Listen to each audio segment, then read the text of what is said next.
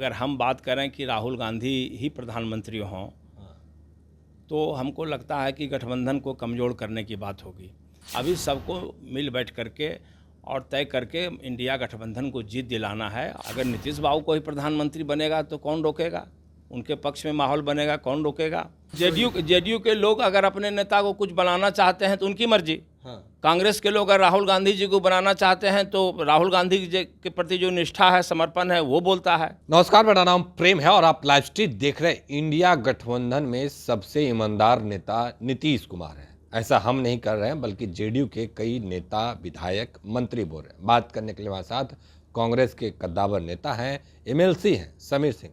क्या नीतीश कुमार ही केवल इंडिया में सबसे ईमानदार है? नहीं, नीतीश कुमार जी बेदाग हैं और नीतीश कुमार जी के तरह बहुत सारे नेता हैं। और देश में तो राहुल गांधी जी जैसा, जिसको कि आज तो संत पुरुष लोग कहना शुरू कर दिए हैं, उनका जो देश के प्रति समर्पण है, ईमानदारी है, नैतिकता है, चरित्र है, तो आज जो है उनको एक संत श्रेणी का राजनेता उनको लोग कहना शुरू कर दिया है। तो ईमानदारी आज भी राजनेताओं में बची हुई है। नीतीश कुमार जी भी बेदाग हैं, इसमें कहीं कोई संशय किसी को नहीं होना चाहिए। चलिए, संशय की बात नहीं करेंगे, पर कहीं ना कहीं जेडीयू के लोग यह भी नारा लगाते हैं कि देश का पीएम कैसा हो, नीतीश कुमार जैसा हो। देखिए, अभी अगर हम बात करें कि राहुल गांधी ही प्रधानमंत्री हों तो हमको लगता है कि गठबंधन को कमज़ोर करने की बात होगी। अभी हमारे नेता राहुल गांधी या हमारे गठबंधन के सूत्रधार नीतीश बाबू कोई दावा नहीं कर रहे हैं कि हमको प्रधानमंत्री बनना है। उन लोगों का लक्ष्य है। हम लोग अगर इस तरह की बात करते हैं तो निश्चित रूप से उस लक्ष्य को कहीं न कहीं कमज़ोर कर रहे हैं। अभी सबको मिल बैठ करके और तय करके इंडिया गठबंधन को जीत दिलाना है और भारतीय जनता पार्टी मुक्त भारत बनाना है। जिस तरह से भारतीय जनता पार्टी की रणनीति और मोदी जी की रणनीति के कारण देश की एकता, अखंडता को खतरा पहुंच रहा है, वैसे में इनसे निजात दिलाने के लिए अभी एक ही है कि हम लोग सब एकजुट रहें और इंडिया गठबंधन के ध्वज के नीचे एकता का संदेश दें और 24 में बदलाव हो और नई सरकार बने। जब जीत के लोग आएंगे तो स्वाभाविक रूप से सभी लोग बैठ के तय कर लेंगे। अगर नीतीश बाबू को ही प्रधानमंत्री बनेगा तो कौन रोकेगा, उनके पक्ष में माहौल बनेगा, कौन रोकेगा। क्या राहुल गांधी जी तो नीतीश बाबू के खिलाफ नहीं हैं? राहुल गांधी जी तो नीतीश बाबू की बहुत प्रशंसा करते हैं। तो नीतीश बाबू की अपनी एक छवि है। तो ये सब बात, छोटी छोटी बात बीच में नहीं आना चाहिए, क्योंकि हम लोग अभी बड़े लक्ष्य को साधने के लिए निकले हैं। उसमें अभी कोई पद ओद की बात उचित नहीं है। अभी एक ही लाइन पर बात होनी चाहिए कि इंडिया गठबंधन जीतेगा और भारतीय जनता पार्टी से मुक्त भारत बनेगा। यानी आप कहना चाह रहे हैं कि जो गठबंधन के अंदर नीतीश कुमार को प्रधानमंत्री बनाने की बात कर रहे हैं तो गठबंधन को कमजोर कर रहे हैं?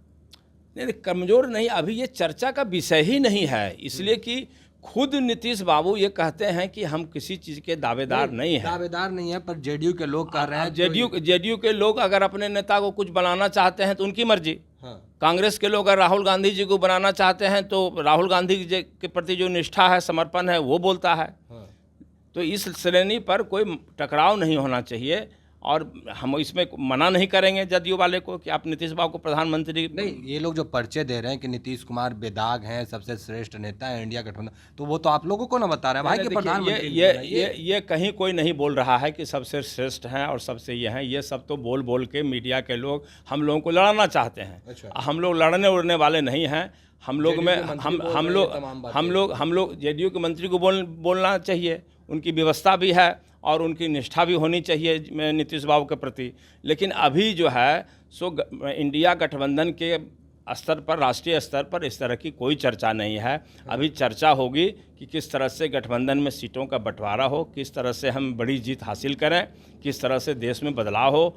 अभी इस छोटी छोटी बातों में कोई लोग ध्यान भी नहीं दे रहा है। प्रधानमंत्री जब बनने का मामला आएगा तो देखिएगा आप, आधे घंटे में सब कुछ तय हो जाएगा, लोग आश्चर्य में पड़ जाएंगे। इसीलिए हम लोग के बीच में कहीं कोई मतभेद नहीं है। न नीतीश बाबू को राहुल जी से मतभेद है, न राहुल जी को नीतीश बाबू से मतभेद है। सभी लोग में बिल्कुल ही आंतरिक और गहरा संबंध है। जो लोग संबंध को तोड़ने की कोशिश कर रहे हैं, बहुत ऐसे लोग भी तो हैं जो हमारे गठबंधन की मजबूती को देख करके परेशान हैं। तो वो लोग चाहते हैं कि कैसे इन लोगों में कटता आ जाए, तो उसके लिए भी खेल शुरू हो गया है।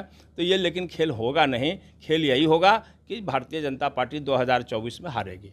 पर अमित शाह तो बता रहे हैं कि नीतीश कुमार इनएक्टिव हो गए हैं, लालू यादव एक्टिव हो गए हैं। नहीं, लालू यादव जी भी एक्टिव हो गए हैं, इसलिए कि वो स्वस्थ हो गए हैं।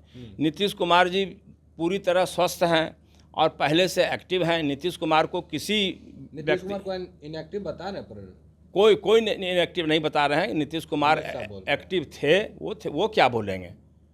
वो तो उनकी एक्टिविटी इसलिए बढ़ी है कि इंडिया गठबंधन के बाद उनको दिखलाई पड़ने लगा है। उनका पार्टी का सर्वे रिपोर्ट बताने लगा है कि उनको 34% से ज़्यादा वोट नहीं आने वाला है। इंडिया गठबंधन को 64% वोट आएगा।